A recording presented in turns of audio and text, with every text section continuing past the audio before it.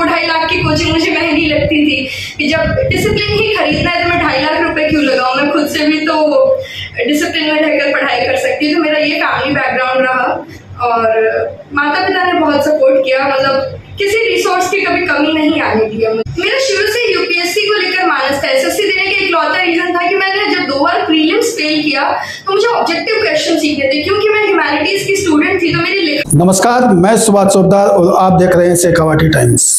चलिए देखते हैं पूरा वीडियो। तो आप where there is a will there is a way. If you want to do it, you will certainly do it. So you just have to find the way and you will certainly do it. मैं शुरू से शुरू करती हूँ। 2019 में सितंबर के बाद जब हमारे कॉलेज इलेक्शंस खत्म हो गए थे तब थोड़ा सुस्ती पड़ जाती है, तो मैंने सोचा अब क्या करें, थर्ड ईयर भी आने वाला है।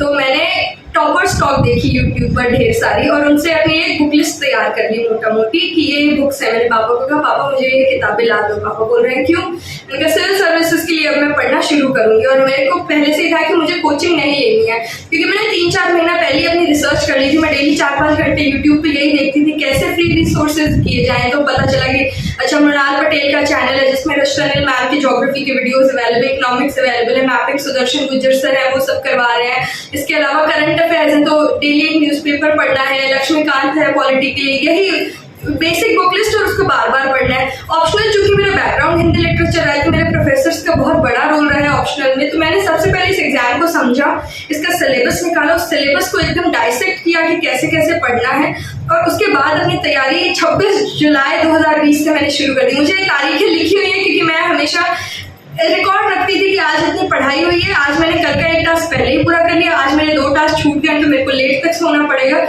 फिर मेरा वही था, फिर तो ना दिन थी ना रात थी, सुबह 5 बजे उठना था, रात को 10 बजे सोना था, यही रूटीन 2.5 साल तक चला। फिर मैं दिल्ली आ गई थी और दिल्ली आने के बाद मैंने धीरे धीरे फिर टेस्ट सीरीज के अकॉर्डिंग अपने शेड्यूल को मोल्ड किया और टाइम ही अपना पूरा का पूरा शेड्यूल रहा। एक चीज थी जो डिसिप्लिन थी कि डेली विदाउट फेल उठना है, संडे को छोड़ के कि संडे को मुझे पढ़ाई नहीं करनी है। उसके बाद धीरे धीरे कॉन्फिडेंस आने लगा। 2023 में मेरा प्रीलिम्स निकला जब पहली बार, फिर मेंस भी निकला और फिर तो उससे कॉन्फिडेंस आता गया। That's how I proceeded with my studies. तो more or less I think if you want to do it by yourself you can definitely do it by yourself. मैं सोशल में व्हाट्सएप भी यूज नहीं करती हूँ, सिर्फ यूट्यूब उसमें भी ऐसे टाइमर लगा के कि इतने लेक्चर्स हैं, इतनी ड्यूरेशन है, वो पहले से मेरा भाई सेट करके रखता था। और मेरी जो फ्रेंड्स थी मुस्कान तान्या वो ट्रैक करती थी कि मैं पढ़ रही हूँ कि नहीं पढ़ रही हूँ। मेरे पेरेंट्स मतलब मेरे पापा कांस्टेबल ड्राइवर है, ज़्यादा पढ़े लिखे नहीं, मम्मी चूंकि अध्यापिका है पर बिजी रहती है घर पे भी बाहर भी, तो इस वजह से वो मुझे मोटिवेट जरूर करते थे। हर शाम 1-2 घंटा मैं अपने माता पिता से डेली बात करती थी, क्योंकि मेरे जो स्ट्रेंथ का पिलर ही माता पिता, दादाजी और मेरा भाई और मेरी फ्रेंड्स, वो दोनों फ्रेंड्स बस वही सब रहे हैं।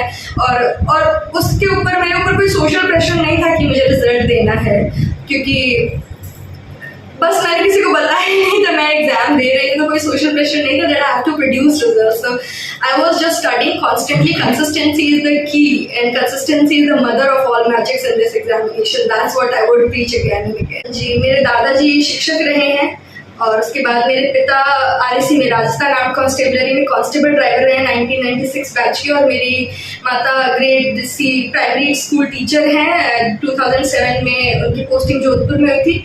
उसके बाद से मेरी स्कूलिंग जोधपुर में हुई और 2017 से मेरी स्कूलिंग दिल्ली में रही है। तो मैं कहूँगी कि मेरा वो फैमिली बैकग्राउंड था जो एकदम स्ट्रॉन्ग नहीं था, मगर वो मेरी स्ट्रेंथ थे, मेरी ताकत थे, सब कुछ थे और मुझे कभी किसी चीज़ की कमी नहीं आने दी।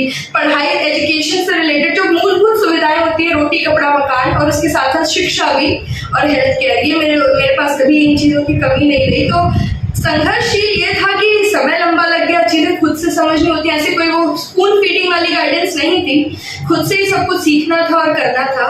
और माता पिता ने कहा तुम्हें जैसे करना है हम करेंगे जितना हो सकता है। इसीलिए मैं कोचिंग भी मैंने इसलिए नहीं ली क्योंकि एक तो 2-2.5 लाख की कोचिंग मुझे महंगी लगती थी कि जब डिसिप्लिन ही खरीदना है तो मैं 2.5 लाख रुपए क्यों लगाऊं, मैं खुद से भी तो डिसिप्लिन में रहकर पढ़ाई कर सकती हूँ। तो मेरा ये फैमिली बैकग्राउंड रहा और माता पिता ने बहुत सपोर्ट किया, मतलब किसी रिसोर्स की कभी कमी नहीं आने दिया मुझे। मेरा शुरू से यूपीएससी को लेकर मानस था। एसएससी देने का इकलौता रीजन था कि मैंने जब 2 बार प्रीलिम्स फेल किया तो मुझे ऑब्जेक्टिव क्वेश्चन सीखने थे, क्योंकि मैं ह्यूमैनिटीज की स्टूडेंट थी तो मेरी आपको अगर हमारे वीडियो पसंद आते हैं तो चैनल को लाइक, शेयर एंड सब्सक्राइब जरूर करें। धन्यवाद।